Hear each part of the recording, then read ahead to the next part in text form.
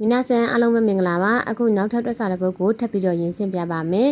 မိကုန်းအရင်စပဲကြည့်ပါမယ်ရရှိပီယောကိုစာကုစေးစုရုဆိုင်လိဟင်းချက်တဲ့အခါမှာခရီနီကခရီဟင်းကိုချက်တဲ့အခါမှာတဲ့ဂျာကိုင်းမို့အာလူကိုအာလူရဲ့အလေးချိန်ကိုပြောထားလဲပေါ့နော်အာလူရဲ့အလေးချိန်ကတစ်ခုကို400ဂရမ်ရှိရဲ့အဲ့ဒီ400ဂရမ်အကုန်လုံးကိုသူက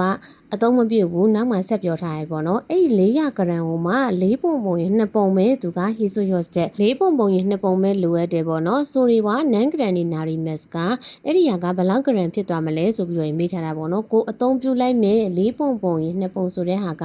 ဂရမ်နဲ့တွက်မယ်ဆိုရင်ဘယ်လောက်ဂရမ်ဖြစ်သွားမလဲဆိုပြီးတော့မေးထားတာဖြစ်ပါတယ်အဲ့တော့မိကုန်းလေးကိုပြန်ပြီးရင်ပြောပြပါမယ်ခရီဟင်းတစ်ခုကိုပြုလုပ်တဲ့အခါမှာဂျာကိုင်းမို့အသုံးပြုမယ်အဲ့ဒီဂျာကိုင်းမို့ရဲ့အလေးချိန်က400ဂရမ်ရှိရဲ့အဲ့ဒီ400ဂရမ်လုံးကိုအကုန်လုံးအသုံးမပြုဘူး4ပုံပုံရင်2ပုံပဲအသုံးပြုမယ်အဲ့ဒီ4ပုံပုံရင်2ပုံပဲအသုံးပြုမယ်ဟာကဂရမ်နဲ့တွက်မယ်ဆိုရင်ဘယ်လောက်ဂရမ်ဖြစ်သွားမလဲဆိုပြီးတော့မေးထားတာဖြစ်ပါတယ်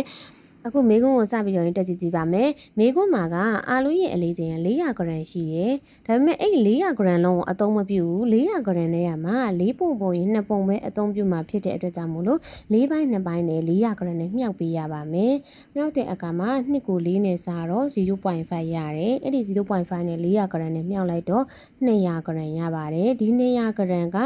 ခရီမှာအသုံးပြုမဲ့ဂျာကိုင်းမို့ရဲ့အလေးချိန်ဖြစ်ပါတယ်